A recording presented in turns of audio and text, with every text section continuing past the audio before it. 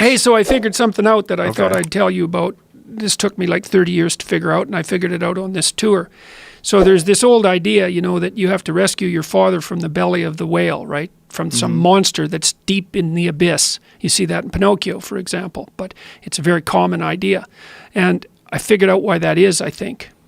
So imagine that we already know from a clinical perspective that, you know, if you set out a path towards a goal, which you want to do because you need a goal and you need a path, because that provides you with positive emotion, right? So you set up something as valuable, so that implies a hierarchy. You set up something as valuable. You decide that you're going to do that instead of other things, so that's kind of a sacrifice, because you're sacrificing everything else to pursue that. And then you experience a fair bit of positive emotion and meaning as you watch yourself move towards the goal. And so the implication of that is the better the goal, the more full and rich your experience is going to be when you pursue it. So that's one of the reasons that's one of the reasons for developing a vision and for fleshing yourself out philosophically, because you want to aim at the highest goal that you can manage. Okay, so you do that, and then what you'll find is that as you move towards the goal, there are certain things that you have to accomplish that frighten you. You know, maybe you have to learn to be a better speaker, a better writer, a better thinker, or you have to be better to people around you, or you have to learn some new skills and you're afraid of that, whatever, because it's going to stretch you if you pursue a goal, and so that'll put you up against challenges. Okay, so all the clinical data indicates, well, the opposite of safe spaces, as Jonathan Haidt has been pointing out, that what you want to do when you identify something that someone is avoiding that they need to do because they're afraid, you have them voluntarily confront it. And so you break it down. What you try to do if you're a behavior therapist is you break down the thing they're avoiding into smaller and smaller pieces until you find a piece that's small enough so they'll do it. And it doesn't really matter as long as they start it.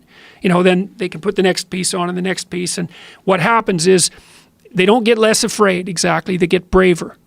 They get it's like there's more of them. And here's why. So imagine you do something new, and that's informative, right? There's information in the action, and then you can incorporate that information and turn it into a skill and turn it into a transformation of your perceptions. So there's more to you because you've tried something new.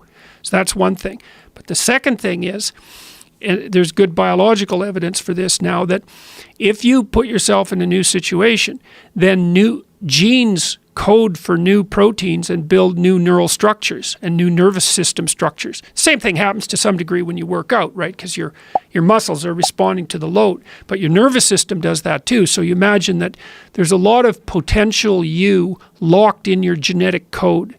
And then if you put yourself in a new situation, then the stress, that's the situational stress that's produced by that particular situation, unlocks those genes and then builds new parts of you. And so that's very cool, because who knows how much there is locked inside of you. Okay, so now here's the idea. So let's assume that scales as you take on heavier and heavier loads. That more and more of you get more and more informed because you're doing more and more difficult things, but more and more of you gets unlocked. And so then what that would imply is that if you got to the point where you could look at the darkest things, so that would be the abyss, right? That would be the deepest abyss. If you could look at the harshest things, like the most brutal parts of the suffering of the world and the malevolence of people and society, if you could look at that straight and directly, that would turn you on maximally. And so that's the idea of rescuing your father, because imagine that you're like the potential composite of all the ancestral wisdom that's locked inside of you biologically. But that's not going to come out at all unless you stress yourself, unless you challenge yourself. And the bigger the challenge you take on, the more that's going to turn on. And so that as you take on a broader and broader range of challenges and you push yourself harder, then more and more of what you could be turns on, and that's equivalent to transforming yourself into the ancestral father.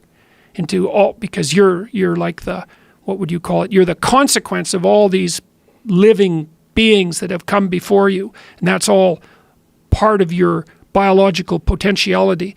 And then if you can push yourself, then all of that clicks on, and that turns you into who you could be. That's the re-representation of that positive ancestral father. So that's why you rescue your father from the belly of the beast.